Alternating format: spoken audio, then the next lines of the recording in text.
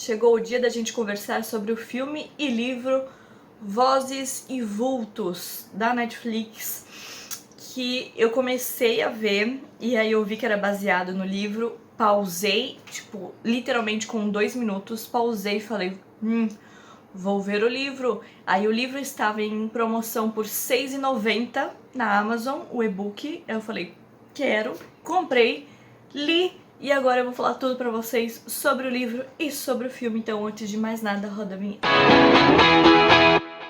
audiomarco.com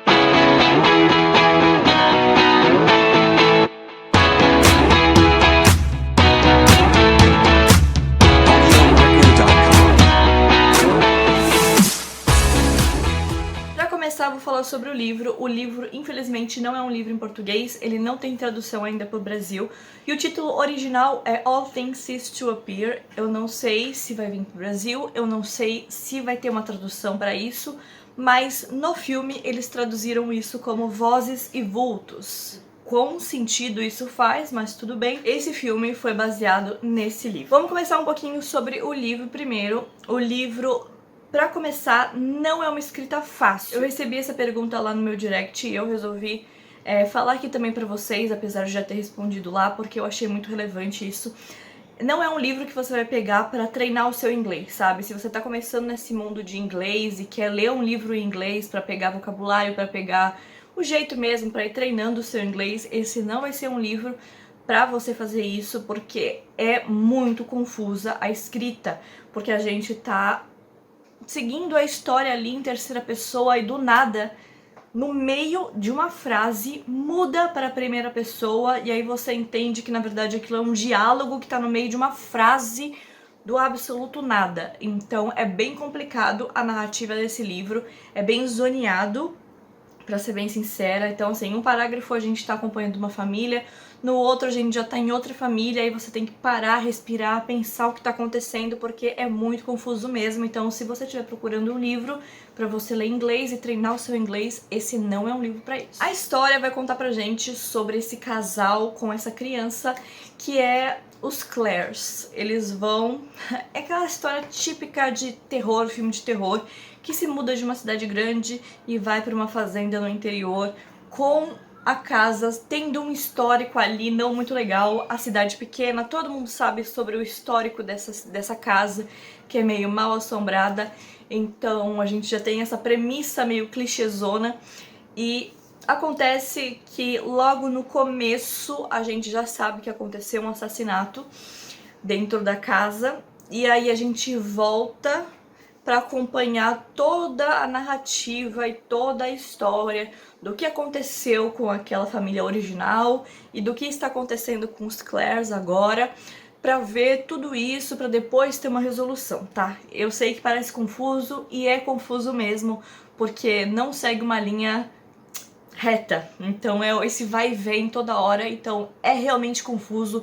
No livro, principalmente, é uma zona, assim, você tem que parar e tentar entender o que tá acontecendo várias vezes no livro. Acontece que a Catherine, que é a esposa do George, que estão morando nessa casa, começa a sentir presenças sobrenaturais e sentir alguém espiando ela, sabe? Essas coisas, assim, meio sutis. E acontece que isso não evolui. Essa coisa sutil continua o livro inteiro. É um livro de terror, teoricamente de terror, só que no final das contas não tem nada de terror e não tem nada de suspense, porque normalmente terror e suspense andam lado a lado. Tem muita gente que não gosta de terror, mas gosta de suspense, e tem muita gente que acha que filme de suspense é de terror. Então, não é um livro nem filme de terror, nem suspense. Na verdade, é um livro sobre nada.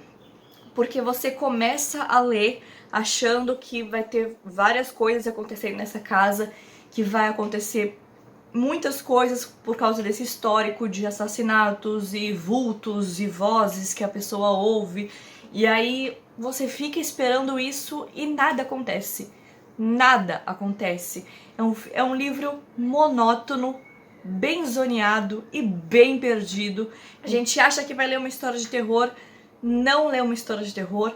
Muitas vezes eu me vi lendo um romance, porque o foco do livro vai ser o drama gerado entre esse casal, que não está nada bem com o casamento.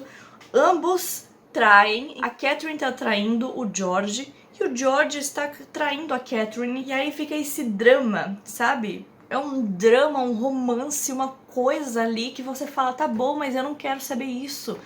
Eu quero saber dos vultos da casa. A questão não é a história em si. A questão é, você pega um livro querendo ler terror, porque o livro é caracterizado como terror. Então, você já espera um terror, e aí você recebe um drama. E tipo, não foi isso que eu pedi. Eu não vim aqui pra receber um drama, sabe? E aí é o que leva para o filme, que tentou ser um pouco melhor do que o livro, porém não conseguiu. Porque realmente é uma história muito complicada de ser melhorada sem mudar muito. Então, assim, é difícil você melhorar isso, e esse é o tipo de história que você vai amar ou você vai odiar, tá? O meu problema com toda essa história é realmente a premissa, porque a premissa era terror e eu não recebi terror.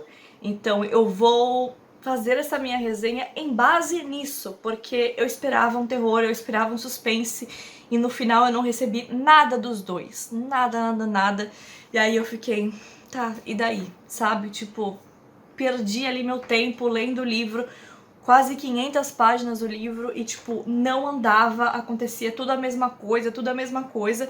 E o filme, então, é bem fiel ao livro em certos aspectos, bem fiel mesmo. Ele segue a narrativa muito bem, tá? Mesmo que no filme não tenha gente, no filme não tem basicamente nada de terror, ainda assim tem mais no que no livro. Eu quero só que vocês entendam essa comparação, porque as pessoas... Porque acho que a maioria das pessoas vão ver o filme, né? Principalmente porque tem a Amanda Seyfried, e aí todo mundo vai nessa vibe de nossa, terror, não sei o que.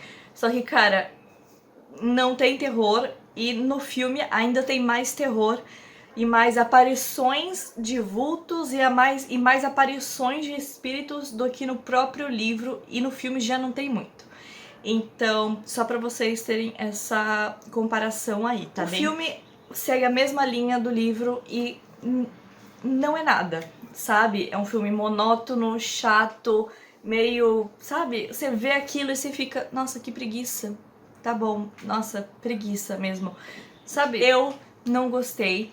E agora eu vou falar um pouquinho sobre as diferenças do livro e do filme. Eu já falei sobre a questão de ter mais espíritos e mais coisas sobrenaturais no filme do que no livro, mas essa não é a única diferença. Eles mudaram o final no livro, então eu vou falar agora pra vocês. Se vocês não quiserem spoiler, pare aqui, tá? Então eu vou falar um pouquinho de spoiler agora, fiquem atentos, tô avisando pra vocês não serem pegos de surpresa. No livro, a gente não sabe quem é que mata a Catherine. Fica só uma questão ali, sabe aquele questionamento? Fica aí o questionamento de quem matou a Catherine. No livro a gente não sabe quem é que matou a Catherine, e no filme a gente sabe que foi o George. A gente sabe que ele que matou a Catherine, e sobre a influência ali do espírito que estava na casa, porque um casal morreu antes na casa, o cara matou a mulher, tem esses dois espíritos dentro da casa, a mulher tentando ajudar a Catherine e o marido influenciando o George para acontecer a mesma história e esse ciclo se repetir, tá? Então no filme deixa bem claro, bem explícito que o George matou a Catherine, e depois no final é ele meio que, é uma metáfora, meio que indo pro inferno, sabe? Ele foge de barco e aí abre-se os portões do inferno, porque basicamente o filme inteiro bate na tecla de se você fizer algum mal pra pessoa, esse mal vai voltar pra você também. Então, é basicamente uma grande metáfora, e eu acho que se perde muito nessa questão de ficar só na metáfora e não explicar a história direito, sabe? Eu não tenho problema nenhum, inclusive eu amo filmes com metáforas, só que eu acho que você precisa se atentar também na história. Não adianta você ficar só na metáfora e não explicar nada. Então, no filme acontece isso, com esse final do George e tal, e no livro o final é pior ainda, porque no livro se passam anos, o George tá meio caduco, velho, e a filha dele já tá na faculdade, meio infeliz com a vida que tá tendo, por estar se envolvendo com homem casado, e aí ela tem que voltar pra cidade dela pra vender a casa da família.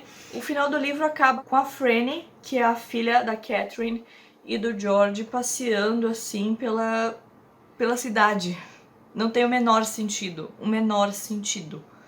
Sério, o final do livro consegue ser pior do que o do filme, tá?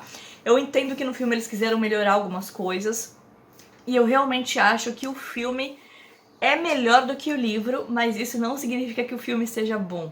Vocês conseguem me entender?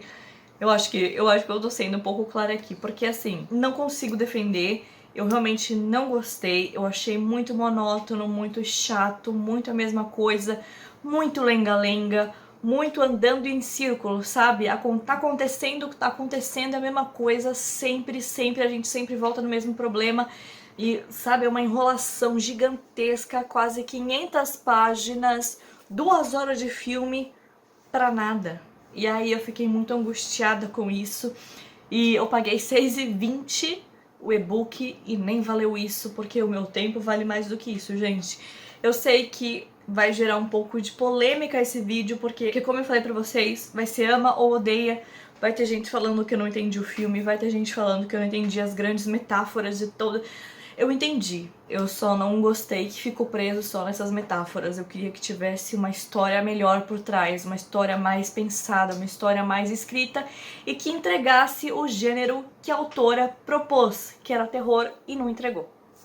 Tá bom? Então essa foi a resenha de Vozes e Vultos, ou All Things Seem to Appear. Eu espero que vocês tenham gostado. Se você gostou, clica no joinha que me ajuda muito. Se você já viu o filme, se você já leu o livro, deixa aqui embaixo nos comentários que eu vou adorar saber, tá bom?